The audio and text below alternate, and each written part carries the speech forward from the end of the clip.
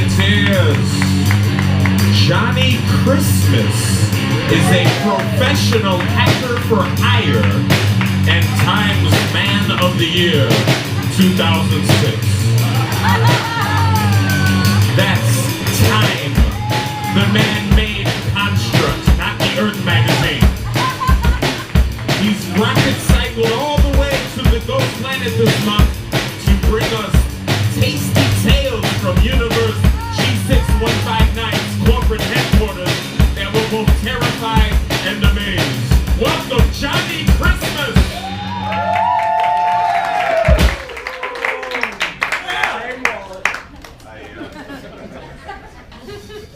I didn't know we were allowed to use an opening theme. If I started singing like Hulk Hogan's I'm a Real American, would you guys sing along? Yeah! This is not the venue for me then. So this is the first time I've ever done something specifically like this before, so just assume the regular disclaimer of I'll probably fuck it up. It does require some audience participation. You guys get to play the home game. Who likes the audience participation? Let's hear it for... some fucking M&Ms, so watch your eyes. If you catch two, pass them back. If you catch three, stop.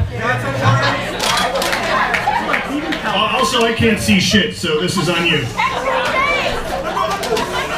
I'm gonna leave the rest up here, so if you guys want to come get some. Can I just do this for 7 minutes? This is the best thing I've ever done in my life. Alright. The rest are up here. So, those are going to squirm around a little bit in the bag. You guys get yours? Did you? I'm sorry. Oh, here's another. Robots. Okay. Watch out if you have peanut allergies, watch out.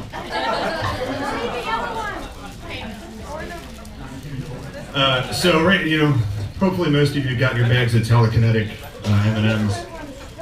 They are in fact telekinetic. Go ahead and bust them open, start eating. Do not eat the last one in the bag. This is critical. This ship cannot handle a room full of people who have eaten the alpha M&M. So if you get down to the last one, call it for now. We're going to get into that. My name is Jonathan Alistair Christmas. That's not the correct reaction.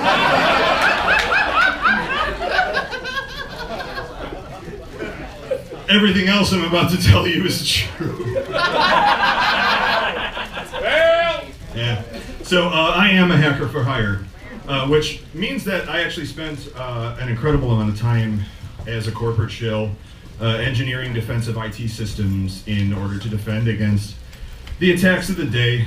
It may sound like a lot of fun, but in reality, it's that combination of stressful and boring that makes you really want to bring a gun to work.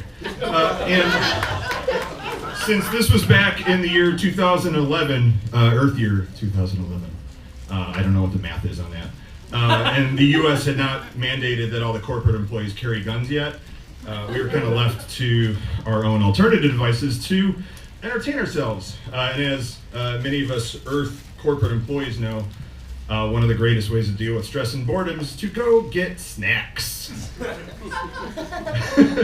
So I brought you all snacks. And so our daily trips, hourly trips, sometimes to the vending machines was a regular thing.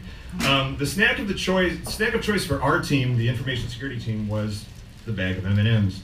The same which many of you are holding, I hope, maybe. I can't see a damn thing. So if you're holding two, pass them back, or just huck them, because that's what I did, and it worked out so far. Getting the M&Ms was very, very intentional. You see, because M&Ms are cognizant living creatures trapped in a motionless body with only their telekinetic powers to save them, of course. Telekinetic powers. When you can't move, life finds a way. That's the correct reaction. And you evolve what you need to survive. In this case, M&Ms, because they can't move, they evolve telekinesis. But why do they even need the telekinesis? Well, it's because M&Ms are herd animals. Who's seen Lion King? Throw some hands up. Who's seen Lion King? I need hands. All right, everyone, keep your hands up. Everyone look around. Anyone who's not putting their hand up, that person is a fucking compulsive liar. And you should not have them in your life. So, glad I could help everyone with that. Moving on. Remember the scene where Simba drops Scar into the stampede? Yeah. And you were horrified, and your mom was like super pissed because you kept waking up crying at like 2 a.m. for like 2 weeks because you keep having dreams about that scene. That's terrible for children. Well, here's the important part of how those herd animals he dropped into work. When herds travel, all the animals try to force their way towards the front and into the center, kind of like a this. A wedge? A wedge. That's the correct response. Like a cheese? It's because the predators are always on the outside of the herd, and the herd is generally always traveling away from the predators. So front and center, that's the place to be. This creates a simple competition within the herd and establishes an immediate hierarchy based on strength. The weak, the sick will be too slow to move towards the front, too weak to force their ways toward the center. And this means the weakest always exist on the edge of the herd. This is where the predators rush in, pick them off, and this ensures that the animals with the weakest genes have the fewest chances to reproduce and pass those genes on, thus ensuring the health and strength of the species. And you can see exactly how this relates to M&Ms. Super simple. But that's exactly what's going on inside that bag of M&Ms that you're hopefully holding right now. Every time you shake a few out in your hand, their telekinesis kicks in, and they all push for the center. And try to get to the center, try to get to the front of the bag, which is the furthest point from your hand, of course. And that fight ensues. The weakest don't make it, and eventually, with each shake, more and more of those end up in your hand, end up in your guts, digested, out of the gene pool, so they can't mate. This is what you're doing. You're in a bag of M&Ms right now. You're denying them a good time. So, we cubicle monkeys back in the corporate office, we knew all about this. Of course, this is common knowledge. It's in like the, anyway. And so we capitalized on it, and each time we'd get a bag of M&Ms out of the vending machine, we'd pick away at them like usual, like the predators that we are, making our way through that herd until only one of them was left. The strongest M&M, the most powerful, especially in spirit. They're telekinetic, they're very, spiritual, psychic beings. And so that's the alpha M&M. And so we take that strongest M&M from each bag we ate, and we put it in a bowl that we had in our aisle for emergency use. If you ever had to meet with the CIO or convince a VP to increase your budget or sign off on some fucking bullshit, you'd eat one of those M&Ms, and then you would gain its power. It's all psychic. I know, you're not third graders. In time, things began to go really well at the company, no doubt due to our effective use of these alpha M&Ms. And we were eventually bought out by a larger corporation. And the usual downsizing began to occur, as is the norm, and eventually the vending machines stopped being refilled at the headquarters. And so we stopped getting our bags of M&Ms. With our supply of new bags of M&Ms being depleted, the bowl of alphas, too, began to recede. Eventually, that bowl dwindled down to just a single chocolate life form. Just that one last M&M. The alpha M&M. The one that had not only survived the battle within its own bag, but had fought back every other alpha M&M in that bowl.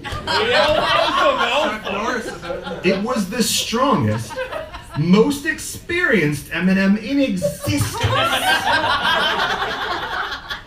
It had evolved a genetic structure far superior to all those before it, and had proven this to the world. Handful after handful, fighting its way to the top of the mountain, to the bottom of that bowl. On our last day at that office, after we had all packed our years' worth of tchotchkes into our boxes, said goodbye to all our friends we'd never see again, wiped our hard drives for the last time, we took that M&M to the nearby forest preserve. And we set it free.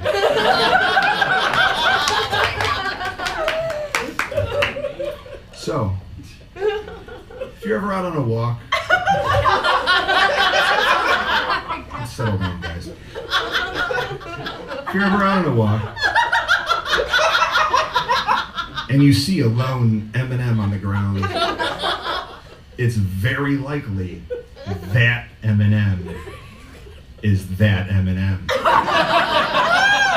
The alpha. Jump on that M&M. Put it in your mouth. Chew it. Ingest it. Absorb its power. I promise you, your life will never be the same. Thank you. I'm Johnny Christie.